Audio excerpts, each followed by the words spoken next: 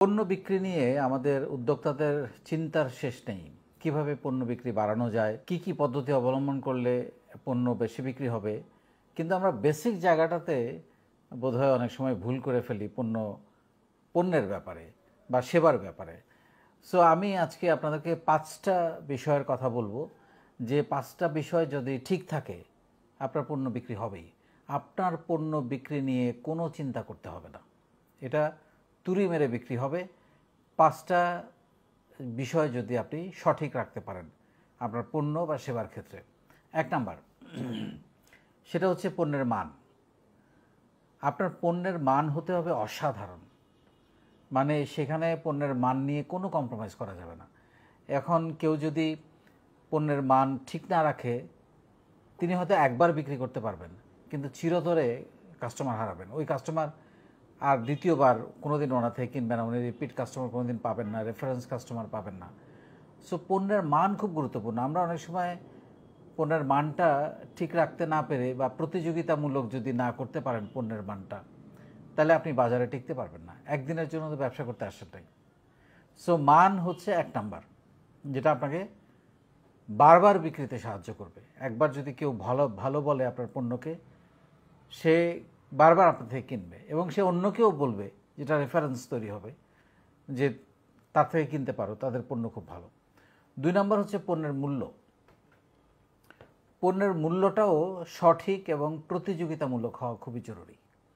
আপনার পণ্যের মূল্য যদি বেশি হয়, দাম যদি বেশি হয়, কাস্টমার হয়তো একবার না বুঝে কিনে ফেলবে, কিন্তু কাস্টমার বাজার যাচাই করতে জানে, সে আর দ্বিতীয়বার আসবে না আপনার কাছে। তাই অল্প পরিমাণ কাস্টমারের কাছে অধিক মুনাফায় পণ্য বিক্রি না করে অধিক পরিমাণ কাস্টমারের কাছে কম মুনাফায় আপনি প্রফিট ম্যাক্সিমাইজেশন করেন। So price is very important. প্রাইসটা বাজারে আপনার পণ্যের তুলনায় অন্যদের প্রাইস যেটা, সেটার সঙ্গে আপনারটা কম্পিটিটিভ হইতে হবে, একই হইতে হবে বা সম্ভব হলে কিছু কম হতে হবে। বেশি হতে গেলে কেন বেশি দিবে সেটারও একটা রিজন আপনাকে বলতে হবে, যেটা আমি এর পরের আলোচনায় করব। তারপরে হচ্ছে অসাধারণ কাস্টমার কেয়ার। এই অসাধারণ কাস্টমার কেয়ারটা পণ্য বিক্রিতে যে কি পরিমাণ সাহায্য করে, এটা মানে বলে শেষ করা যাবে না এখন। কারণ আপনার কোম্পানির যেটা দরকার সেটা হচ্ছে রিপিট এবং রেফারেন্স কাস্টমার বেশি দরকার, তাতে আপনার কোম্পানির ব্র্যান্ড ভ্যালু বাড়বে। এখন আপনার অসাধারণ কাস্টমার কেয়ারের মধ্যে কী পড়ে? ডেলিভারি, সময় মতো ডেলিভারি, শুধু ডেলিভারি না, সময় মতো ডেলিভারি, এবং সময় মতো না পারলে সেটাও কাস্টমারকে জানানো। 2 নম্বর হচ্ছে রিটার্ন পলিসি। আমরা অনেক সময় পণ্য রিপ্লেসমেন্ট বা রিটার্নের জন্য আসলে মন খারাপ করে ফেলি, যে আমার সেলটা তো নষ্ট হয়ে গেল, আমার লস হয়ে গেল। নো, ওইটাকে মার্কেটিং কস্ট হিসেবে ধরেন। কারণ আপনার যে প্রোডাক্ট যদি ফল্টি হয় বা পচনশীল হয় বা খারাপ হয় বা রিপেয়ার করার মতো অবস্থা হয়ে যায়, তাহলে তো সেটা আপনাকে ফেরত দিতে হবে এবং সেটা একটা পলিসি থাকতে হবে যে কত দিনের মধ্যে কি, এলে আগে থেকেই কাস্টমারকে জানাতে হবে যে 7 দিনের মধ্যে, 10 দিনের মধ্যে বা 1 মাসের মধ্যে রিটার্ন করা যাবে, বা ওইটা আনলে নতুন আরেকটা পেয়ে যাবেন। সো এই রিটার্ন পলিসিটা খুবই গুরুত্বপূর্ণ। এখানে মুখ কালো করার বা মন খারাপ করার কোনো কারণ নেই, কারণ সেই কাস্টমার আরও 10 জনের কাছে গিয়ে বলবে এদের রিটার্ন পলিসি খুব ভালো, কাস্টমার কেয়ার খুব ভালো। সো আপনি কত সেলসম্যান রাখবেন, তারাই আপনার সেলস অ্যাম্বাসেডর হয়ে যাবে। আর ফাইনালি যেটা এখানে, সেটা হচ্ছে পণ্য বিক্রি পরবর্তী সেবা। আপনি এমন কিছু পণ্যের নিয়ে কাজ করেন যেগুলো পরবর্তীতে আফটার সেল সার্ভিসের প্রয়োজন হয়, যেমন ইলেকট্রনিক পণ্য, মোবাইল ফোন, ফ্রিজ, টিভি, আমাদের যেসব এসি, গাড়ি, তারপরে এরকম আরও অনেক কিছু আছে যেগুলো বিক্রির পরেও সেবা দেওয়ার প্রয়োজনীয়তা পড়ে। সেগুলো আপনাকে প্রপারলি দিতে হবে। সেগুলো যদি আপনার ওয়ারেন্টি থাকে, ওয়ারেন্টি এনশিওর করতে হবে। সেগুলোতে যদি আপনি ফ্রি সার্ভিসিংয়ের কোনো পিরিয়ড থাকে, সেটা আপনাকে এনশিওর করতে হবে যে আমি প্রথম সার্ভিসিংটা ফ্রি দিব, পরেরগুলো থেকে টাকা দিব। সেটা আগে থেকে বলে দিতে হবে, যাতে করে এটা নিয়ে কোনো কেওয়াস তৈরি না হয়। তারপরে যেটা হচ্ছে 4 নম্বরে,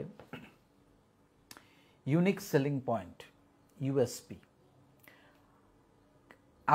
আপনার পণ্য বা সেবার বা আপনার কোম্পানির ইউএসপি কী,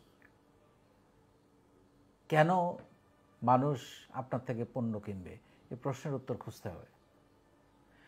এখন সেটা ডিজাইনে হতে পারে, প্রাইসে হতে পারে, পণ্যের মানে হতে পারে। ওই যে এখানে আসতেছে যে আপনি মানে বেটার, অসাধারণ কাস্টমার কেয়ারে হতে পারে, নতুনত্বে হতে পারে, সুবিধায় হইতে পারে, আপনি অতিরিক্ত সুবিধা দিচ্ছেন, প্যাকেজিংয়ে হইতে পারে। সো যেটাই আপনি করেন না কেন, এই প্রশ্নটার উত্তর আপনাকে খুঁজতে হবে এবং কাস্টমারকে এই প্রশ্নের উত্তর আপনাকে দিতে হবে ফিচার্সগুলো বলে যে আমাদেরটা বেস্ট। বাজারে এত এত পণ্য আপনার মতো থাকতে, বা যদি না থাকে তাহলে তো আপনার মনোপলি, সেটা অন্য জিনিস। কিন্তু যদি থাকে, আপনারটা কেন বেটার, আপনারটা কেন অন্যদের তুলনায় ভালো, আপনারটা কেন কিনবে, এই জিনিসটা আপনাকে তুলে ধরতে হবে এবং বোঝাতে হবে। অ্যান্ড ফাইনালি, আপনি যাদের জন্য প্রোডাক্ট বানিয়েছেন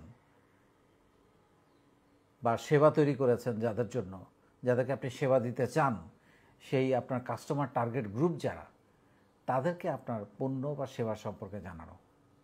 এখন এই জানানোর মেথড হতে পারে কনভেনশনাল মার্কেটিং, হতে পারে ডিজিটাল মার্কেটিং, হতে পারে আমাদের সোশ্যাল মিডিয়াকে ব্যবহার করে এখন খুবই অসাধারণভাবে যে মার্কেটিংটা করা হয় সেটা হতে পারে।